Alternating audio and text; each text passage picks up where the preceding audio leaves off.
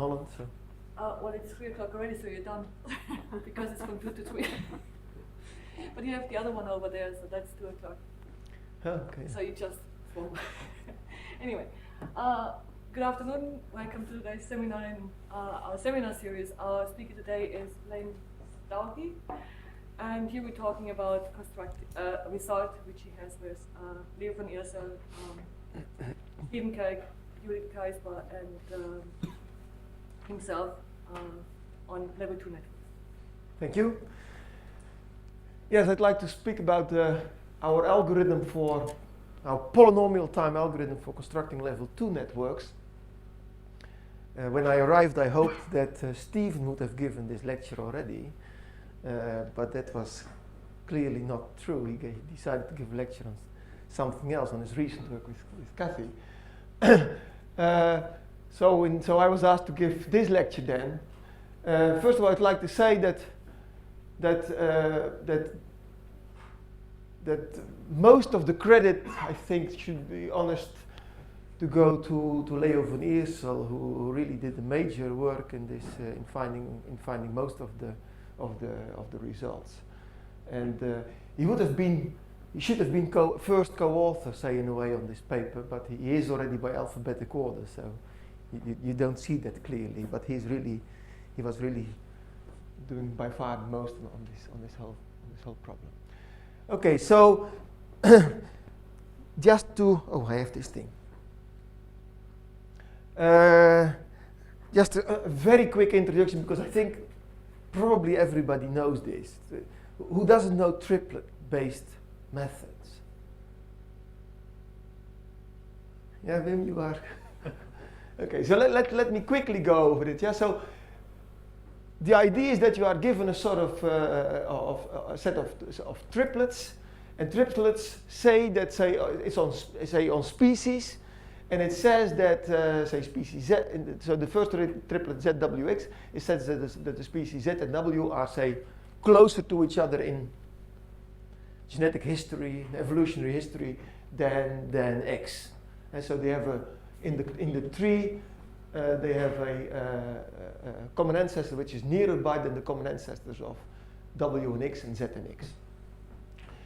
And what we want to find is the tree that satisfies, say, all of those triplets, and satisfies the triplets. Being compatible with the triplet means that, say, the triplets can be obtained by a series of contractions and deletions of the edges in the tree or in the graph. Yeah. So here we have this set of triplets, and now you see that indeed this tree satisfies that triplet, because you can delete this edge, you contract this one, and you get a triplet. And here is another one. Now, Mike Steele discovered that an algorithm of AHO in 81 could be used to construct trees from rooted triplets. But we could wonder, what if the algorithm fails? Well, there could be several reasons why the algorithm would fail. One is that the underlying evolution is in fact tree-like, but the input triplets have errors. Yeah? And that could be one reason. Another reason, and that is how I got into this to this question. In fact, the triplets are correct, but the underlying evolution is not tree-like. And a few years ago, a friend of mine who is a fungi genetic researcher, he said, "Yeah, well, I have these problems and so on." The fact is that all the things in the literature, or that are available, build trees, but our fungi are not trees. So he explained me that, say, if you get in mammals, if you take a donkey and a horse, then you could make them with some effort to do something together, but what comes out will never have any siblings by itself. So, and this is not true with fungi. So there should in fact be networks. And that's how, and then I found out that it was not an original idea to start to look at networks, because many people already did before. So the response is try to find phylogenetic networks instead of trees. Yeah, in this case, if we would have, say, on 3 species, we would have 2 triplets, then you cannot avoid, this can never be represented in a tree, that never be compatible with a tree. And so you must have a sort of what we call a recombination node. But this is not necessary. I mean, you can have that for each 3 species there is only 1 triplet, and still there is not still you need the recombination. Well, I just go through this. Yeah, so that has led to the definition of level K networks. And a level K phylogenetic network is a rooted, directed acyclic graph where each biconnected component, that means each component from which you need to delete at least 2 edges before it becomes disconnected, each biconnected component contains at most K recombination vertices. Yeah, and the recombination vertex is a vertex where you have 2 incoming arcs and 1 outgoing arc. Any vertex that has 1 ingoing arc and 2 outgoing arcs is called a split vertex. Yeah, and then we have more or less defined all the types of vertices that we have in the network. The leaves are clearly say represent the species, and there is the root, which is the only one with with 0 incoming edges and 2 outgoing edges. Yeah. Please interrupt me if you have any questions. I'll interrupt you. Just this biconnected component. Yeah. You can't. 2 edges won't disconnect it. Yeah. It's not a single vertex. It's the biconnected component in the underlying graph, in the underlying undirected graph. Eh? Yeah. So if you it's the same thing. It's got no vertex cut. It's the same saying you don't cut. There's no 2 edges that you can remove. Vertex biconnectivity. Right. Oh yeah, that's right. Yeah, I said edges. Okay. Yeah. No, it's vertex biconnectivity. Yeah. Okay. Thank you. Sure. Thank you. Yes.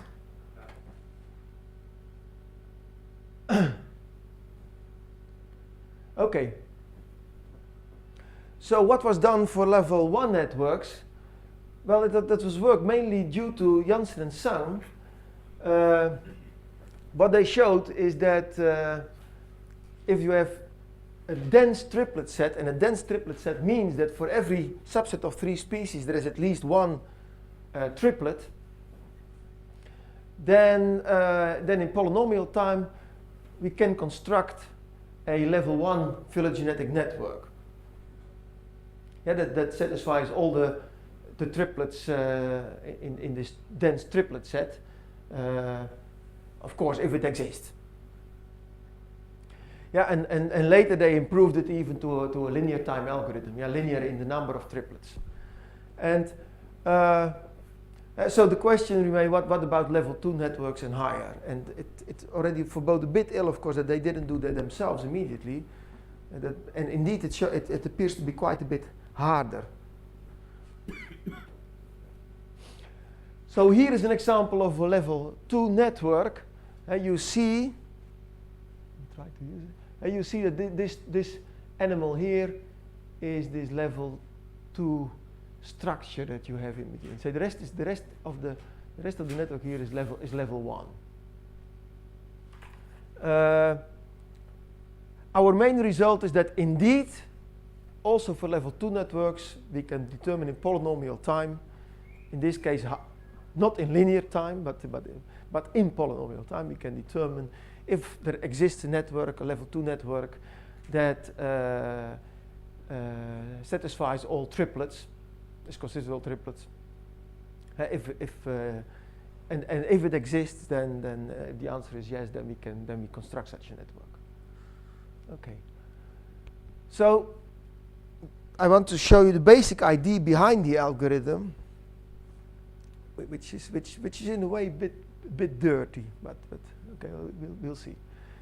The basic idea behind AO's algorithm for trees is that we are able to determine, say, recursively, like here, say, two subnetworks that are hanging off from the root. Yeah, and then the idea is we recurse on the subnetworks where we have the same thing again, and so on and so forth. And you can make it much more, that can be made more efficient than by just bluntly implementing it, but even bluntly implementing it will give you a polynomial time algorithm. But and for the level 1 and level 2 networks, if you have again this clear dichotomy, then that's it. Yeah, you iterate, you recurse on the two subsets, on the two subnetworks. But if there is not this clear dichotomy, that means that, say, in the level 1 network, that means that there is such a structure. Yeah, that you have here this level 1 structure. Yeah, so you have a root and you have a recombination vertex, and then in between maybe some split vertices, and of each of these split vertices hangs off some subnetwork. And the idea would be that if you would consider those subnetworks as sort of meta leaves of this thing, yeah, so as a leaf, then what you would do is just construct, say, this subnetwork with these things as leaves, so small sort of thing, and then again recurs on the subnetworks. So and that is exactly what we are doing, what we will do in the algorithm. And so what we are really doing is we find the partition of the species into those subnetworks. Then we find the blue, say, backbone network, and we treat each of those partition elements, which are subnetworks, as leaf to be hanged from this backbone. Yeah, and then we recurse on the subnetwork. And that's really what it is. This is what Jensen and Sang did. And but in Jensen and Sang, this appeared to be everything. This was, say, the basic things just satisfied everything. For level 2, it's a bit harder. Yeah, so if you have a level 2 network like this, like an example here, there is this blue backbone again, and things hanging off. Then find the partition of the species into the subnetworks is what we want to do again, but here there is a complication in level 2. So we could not apply directly the ideas of Jensen and Sang. Almost, but not. There was an obstruction in using it completely. Then find the blue backbone network, but in level 1 networks there is a single backbone network possible, yeah, essentially, while in level 2 there are more level 2, say, backbone forms. So that makes a complication there, and then the rest is, say, the same. Yeah, if you would be able to find all the right partition, and if you would know the blue backbone network, then we would be done. Yeah, we could do the same trick as Jensen and Sang did for the level 1 network. Okay, I'll skip this.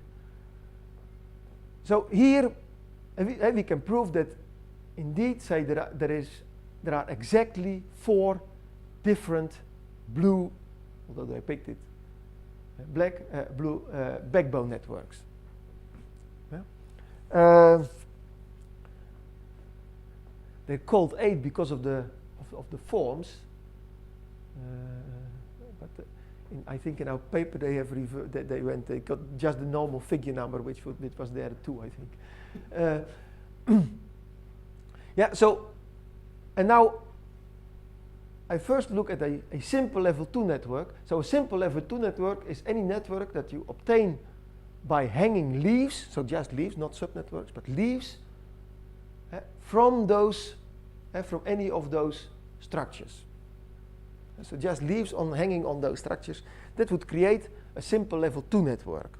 And that is essentially what we want to do, because after that we recurse on the leaves, which could then be meta-leaves.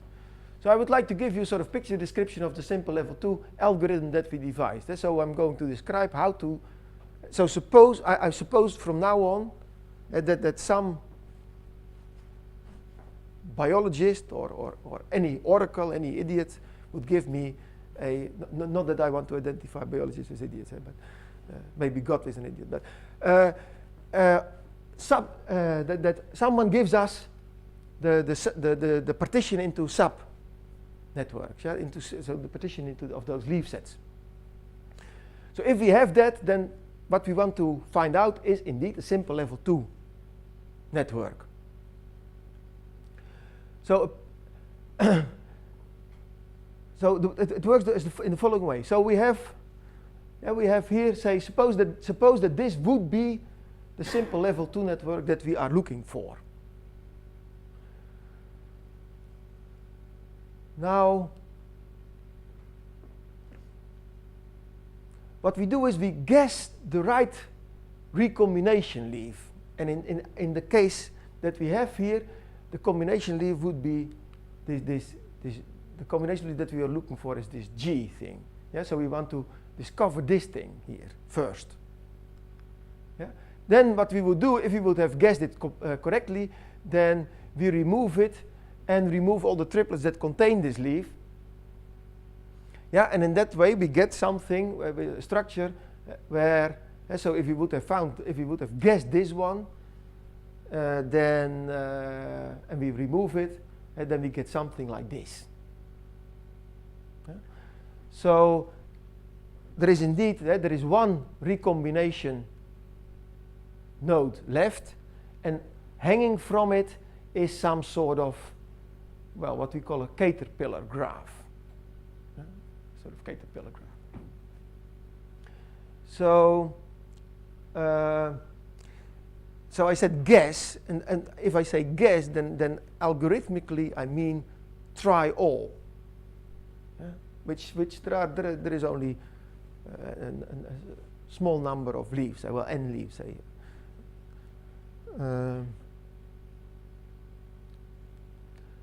So indeed the next step is guess the right caterpillar set. So what we indeed want to do is we want to now to take this thing out, yeah, and then we get a tree. And the nice thing of a tree is that it has with a given triplet set that it has a unique structure. Yeah, there is a unique tree that satisfies it. So we guess the right caterpillar set. Yeah, so this is what we call a caterpillar, and a caterpillar set with respect to a dense triplet set T is the set of leaves of a caterpillar subgraph, say, of the network, yeah, consistent with this triplet set. But we also call the empty set a caterpillar set. But I think I won't touch on that because that is part of the technical details of the algorithm. Yeah, so what we want to do is we want to guess this thing and take it away, remove it, and remove from the triplet set all the triplets that are connected with it. Yeah, so we remove it and remove the triplets, and then we construct the unique tree on the remaining triplets. Yeah, there is a unique tree that was proved by Janssen and Sang. Yeah, so what we will get is this graph, with several of the other things removed, and this is a unique tree. So the fact is, of course we don't know this thing. We have guessed, say, on the way, but say we would do so. What we want to do is, say, if we have guessed some things, that means we have taken a leaf. Yeah, guessed means we are just guessing at this moment. So we have taken a leaf, and we say, well, this is the candidate for the recombination leaf, say G in this picture, and then we have taken a caterpillar set, and because there are more of them, say, given the level 1 network, we have guessed the caterpillar set. And we just want to know are these two things, can they be, say, hung back again into this tree, because the tree we know at that moment, can they be back again into this tree such that we get the level 2 network. Yes, that is the essential thing that we try to do. And indeed, if we have made the right guess, then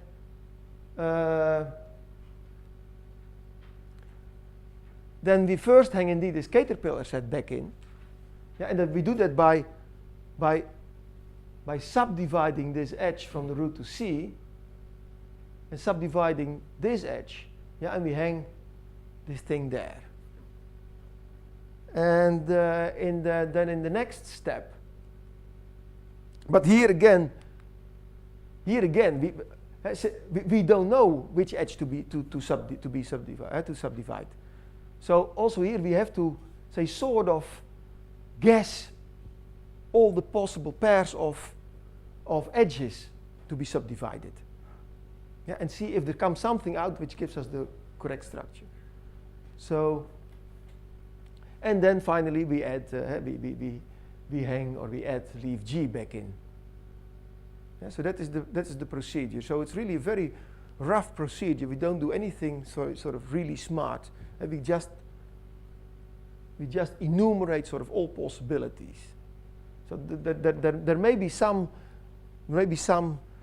room for improvement here.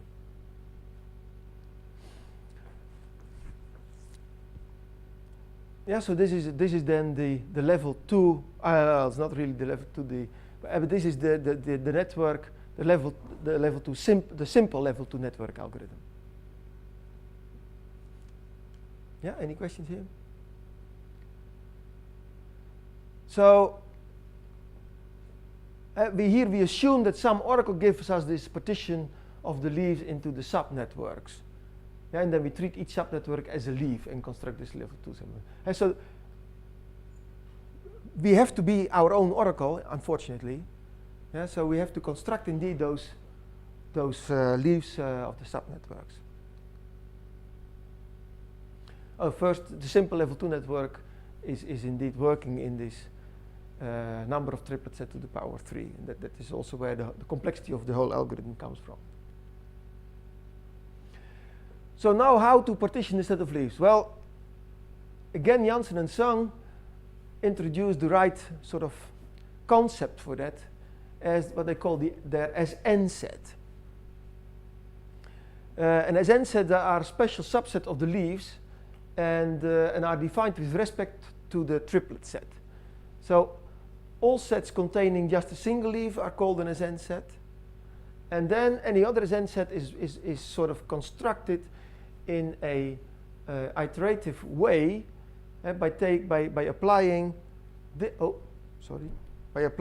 operation several times. So if we have two members of S and there is a third thing Z here that and there is a triplet in T such that XZ is say closer than Y, or YZ is closer than X, then Z is also inserted in S. So this is the way we build up the SN sets.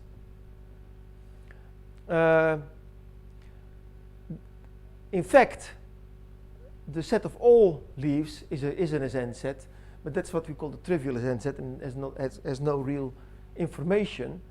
But those are more important, the maximal SN set, and we call a set a maximal SN set if it is in itself non-trivial, and also if it is not a strict subset of any other non-trivial SN set. So if the network, as an example, if the network is a tree, then there are two maximal SN sets. One the set of leaves on one side of the root and one on the other side of the root.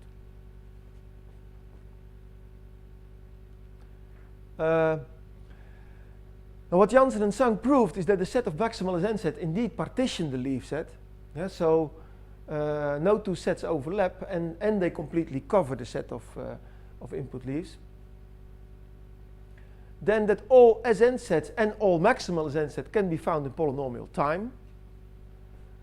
And then Janssen and Sung solved the level 1 problem by just observing that each of these maximal SN sets hangs indeed as a meta leaf on this level bone network. So each of these maximal SN sets can be completely separated from the rest of the network by just cutting one edge. And that is unfortunately a property that we miss in level 2 networks. So there are maximal as n sets in level 2 networks that can hang under more than one edge.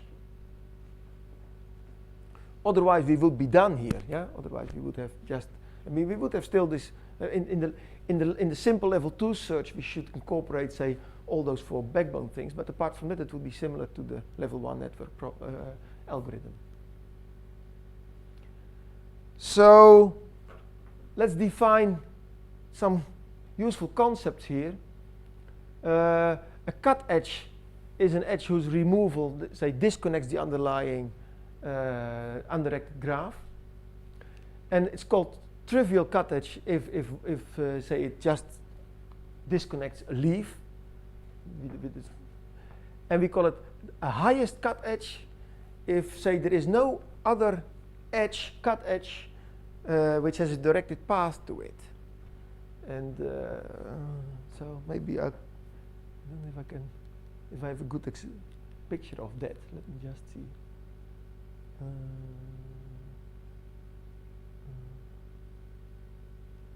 I don't think. Oh, here I would have a picture, yes.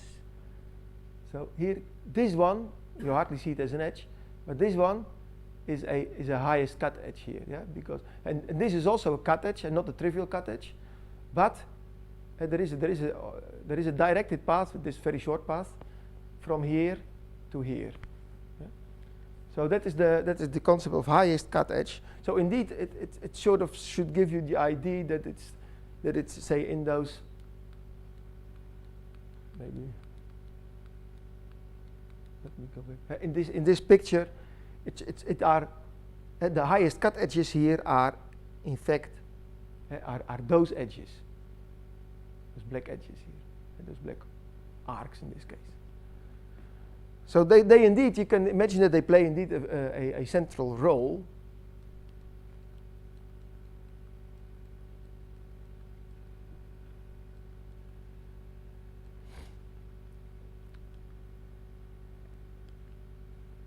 And the fact is that if you have a highest cut edge and a set of leaves that are, say, sort of reachable from the lowest vertex of the edge, so that are sort of hanging below this cut edge, then any strict subset of those set of leaves cannot be a maximal as n set. And that's something we can prove. I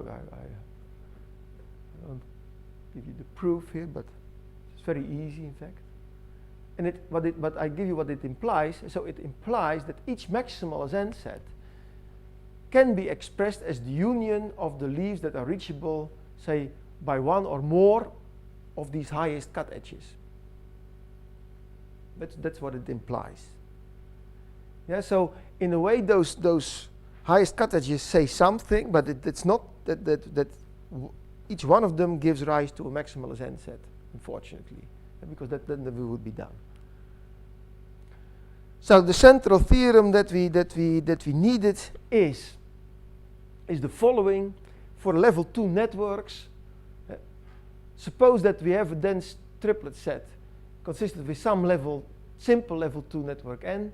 Then there exists a level 2 network n prime, not necessarily simple, such that with the exception of perhaps one as n set, maximal as n set, is respectively, every maximal as n set appears below a single cut edge, and the exceptional as n maximal as n set is one that hangs, if it exists, is one that hangs below 2 cut edges. Yeah, or in other words, there exists at most one maximal as n set, which is the union of the leaves below 2 highest cut edges, whereas all other as n sets indeed are below 1 highest cut edge. Again, we have to guess, because we do find the maximal as n sets, but we don't know which of those, if any, can be split into 2, say, sets, such that each of them is hanging below a highest cut edge.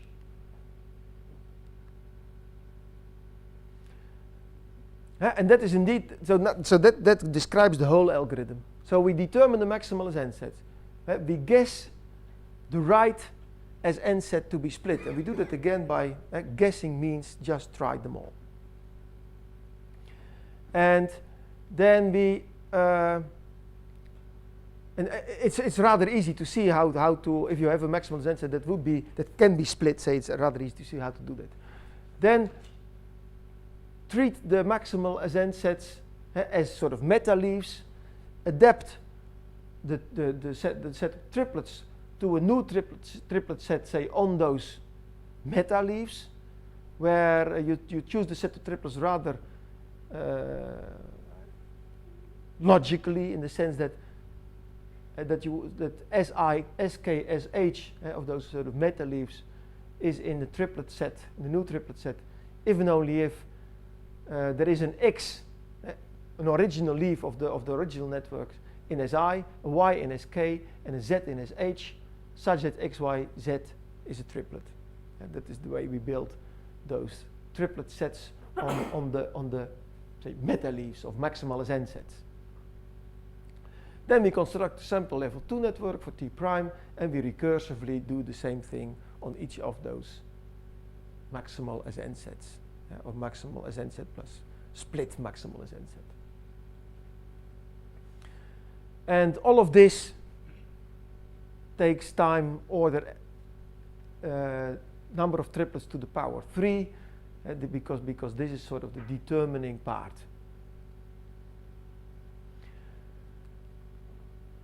So that already leads me to the conclusions and open problems. The first question is, how useful is it? Well, that's really indeed in a way up to the biologists. The fact is that Stephen implemented, that's the second part also, Stephen implemented the algorithm, and it on the things that we, on the data sets that we use of the fungi people. Fungi people sounds a bit dirty, no? But it's not that you see it that they're fungi people. Like, on those sets, it worked very fast. Yeah, the algorithm worked very fast, to our own surprise. So in that sense, there is certainly space for applicability, in the sense that we probably can treat quite sort of biggish data sets. Yeah, Janssen, Sang, and Green in later, they improved their running time indeed to a linear running time. The question is, can we do that here? Well, so my conjecture is that my feeling is that it's extremely unlikely, and that also indeed this feeling refers to the next question, the complexity. So what about level 3 and higher? Well, my feeling is that as long as say as long as we have level k, and k is a fixed parameter, that we may indeed say keep polynomial time, but certainly exponential in k. And so that is why I feel it's sort of unlikely that we will be able to already for level 2, that we will be able to cut it down really to linear time. But there may certainly be room for improvement, say with the power. We have now a power of 3, and maybe there is a power of 2 or so, or something with log n or so. Or I don't know. I mean, there may certainly be improvements, but I don't think we will be able to get linear time. Yeah, the complexity is indeed, I think, an extremely intriguing, interesting question in this whole phylogenetic research, and probably has been mentioned in this workshop already many times, or in those months here many times, I can imagine.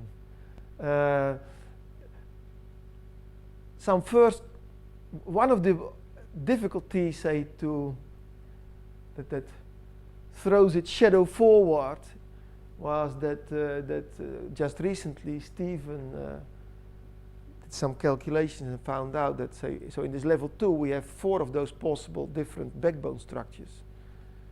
For level 3 there seem to be sort of at least 65. So that makes things quite a bit more nasty, say, because in fact unless we get a bright new idea how to do the level 2 thing, but the level 2 thing is really sort of crude analysis, enumeration, and that becomes really, really nasty if you have to work with, say, 65 or more different backbone structures. And probably, say, this theorem 2, where we know that, say, the maximal SN sets hang under at most 2 leaves, 2 highest cut arcs. That's probably no longer true in the level 3 thing. So they may hang under 3 different cut arcs, or they may hang under, and there may be more of them also. It's something we don't know, but it's sort of predictable that also that is quite a bit more difficult than what it is here. And then another thing is, of course, that building this simple level 3 network that would really involve not only 2 guesses, but it will involve 3 guesses, because you will have 3 recombination nodes, and you should guess, say, all of them. So that would involve more guesses. So the simple level K thing would really blow up in K. And as I say, my feeling is that I think that is what most people think, is that level K, where K is where K is part of the input, that is indeed an NP-hard problem. So yeah, well, this is sort of essentially what Stephen has been talking on last week. So I'll skip that. There is the question of building all networks. Johnson and Sung claim that their algorithm does not only give one simple level 1 network, but indeed enumerate all the simple level 1 networks. That's not really true. I mean, because they sort of overlooked some structures, alternative structures. So, and certainly, so the same holds for our method. We certainly do not easily find all of them. And in fact, the biologists, at least again, our fungi connection, they would like to see all of them. So they really are interested in sort of the alternatives. And so it is in a so that is why it is a sort of interesting question. But it is not a straightforward question, because if you want to say all, what do you mean with all? Because you can have, say, superfluous edges and so on. So certainly you should need some sort of minimality, but even that is not so clear how you would define minimality. So that is really, so before answering this question, we need to, say, sit together and determine, model what you call, say, which networks you would like to enumerate. And you certainly don't want to have the total universe of networks. I don't know what is meant with this. Probably. Huh? Can't remember either, so. Okay. It's probably a very sensible question. We certainly didn't work on it. Yeah, you can think of different triplet restrictions.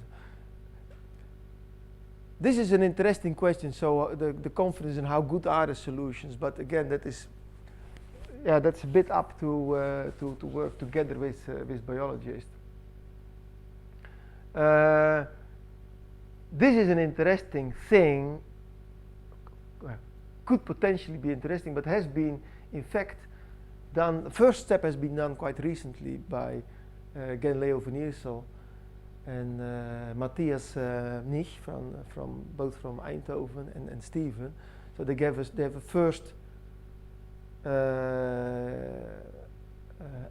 first exact algorithm, indeed, of course, exponential time, for building it.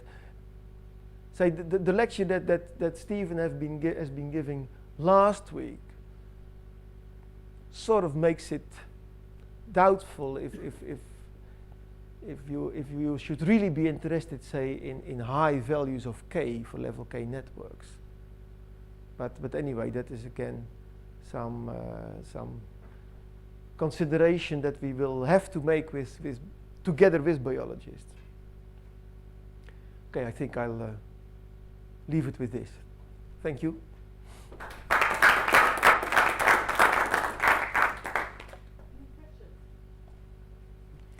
Oh. Do you have any feeling if you just change a few triplets, how much the network will change?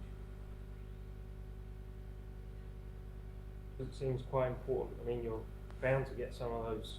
Yeah, that's right. Yeah. It seems to me that that's something that could be. Now you have a program that could be useful. Investigate that, I guess. Yeah, that's definitely a very interesting question. Yeah. Yeah, how robust is this? Yeah, robustness is certainly, I think, very interesting here. Yeah, very good question. So I just wondered if you could clarify. You said there were two things that you guessed, and essentially that meant you try them all. Yeah. And when you're choosing a leaf, which is one of these sub-trees, to hang below the first recombination node, there's obviously not too many of those to throw in order N or something. Yeah. But when you're guessing all possible caterpillars that could hang off, surely there's a lot of those. No, there is also that's. You're I was also surprised that that is indeed only say a polynomial number, but it's indeed there is only few of them. It's sort of, I mean, there are of course many caterpillars in this graph, but not all are caterpillar sets. So there is some extra technical, which I didn't mention, but there is some extra technical detail on the name caterpillar set, and that prevents it, say, from being too many. So there is some secret which I didn't tell you.